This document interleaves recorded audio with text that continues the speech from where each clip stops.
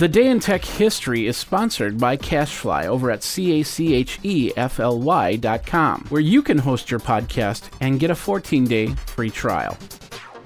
Jeffrey Powers here. I welcome you to the Day in Tech History, a full rundown of technology history 7 days a week. Subscribe to the show via iTunes, Stitcher, or download right from dayintechhistory.com. Now let's find out what happened on this day, your day in tech history. December 19th. 1871. Samuel Clemens, otherwise known as Mark Twain, receives a patent for an improved adjustable and detachable garment strap, otherwise known as suspenders. 1974, the Altair 8800 microcomputer kit goes on sale in the United States. It was a do-it-yourself computer kit. The kit was sold to Instrumentation and Telemetry Systems, which was founded by Ed Roberts. The Altair uses switches for input and indicator lights as a display. It has a 2 MHz Intel 8080A processor. It was sold through Popular Electronics magazines and cost you about $397. In 1985, Mary Lund became the first woman to receive a Jarvik 7 artificial heart. She would receive a human heart transplant 45 days later and survive until October of 1986. In 1996, the Video Game Music Archive, or VGmusic.com, is launched on the internet by Michael Newman. The website archives MIDI sequences of video game theme music. 1997, generic extension programming language is released.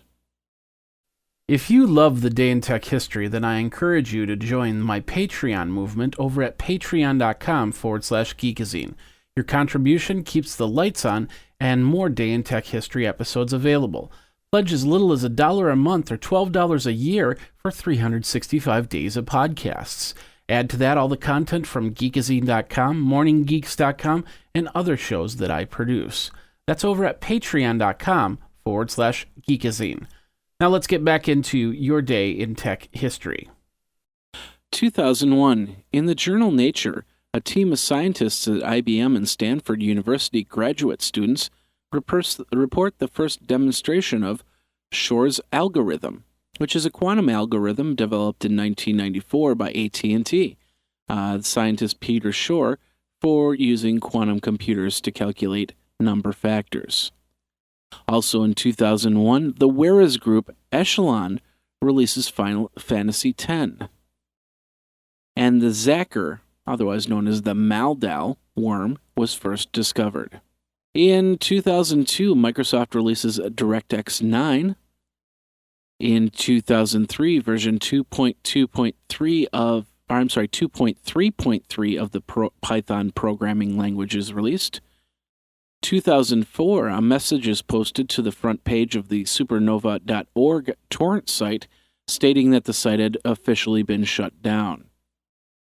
And version 1.0 of the RSS OWL news aggregator is released. 2005, Hewlett-Packard completes the acquisition of Peregrine, based in San Diego, California. It adds the asset management and enhanced IT service management capabilities over to HP OpenView range of system management products. Also in 2005, Microsoft announces that it would no longer support Internet Explorer for Macintosh and recommends using other Macintosh browsers, such as Safari. And Red Hat was added to the NASDAQ 100 as an index of 100 largest non-financial companies on the NASDAQ stock exchange. In 2006, Scott McCausland, administrator of the Elite Torrents BitTorrent tracker site, is sentenced to 5 months in prison, 5 months of home arrest, and $3,000 fine at the conclusion of Operation D-Elite. It was a joint operation of the Federal Bureau of Investigation and U.S. Bureau of Immigration and Customs Enforcement against leading members of the Elite Torrents, precipitated by the tracker's release of the Star Wars Episode III, Revenge of the Sith. Basically, it came out 6 hours before the theatrics release on the torrent sites. In 2007, Viacom and Microsoft set up a $500 million deal to push Viacom programming on Xbox and MSN, while Microsoft creates an ad placement on Viacom resources. And Microsoft, Yahoo, and Google agree to pay $31.5 million for illegal gambling advertisements that appeared on their sites, in their ad sites. And in 2008, the RIAA stops suing people and starts trying to go after internet service providers. The Linux Foundation names Ted So as the CTO, and Panasonic announces that they will be acquiring Sanyo for $8.9 billion. And that's your December 19th in the Day in Tech History. My name is Jeffrey Powers, www.dayintechhistory.com. Until tomorrow, take care.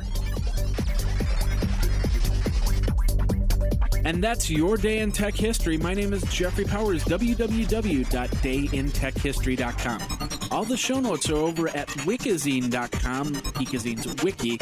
And of course, you can like the Facebook page and follow Twitter at Day in Tech Hist. Until tomorrow, take care. Day in Tech History is copyright 2015, JMP Enterprise and Geekazine.com.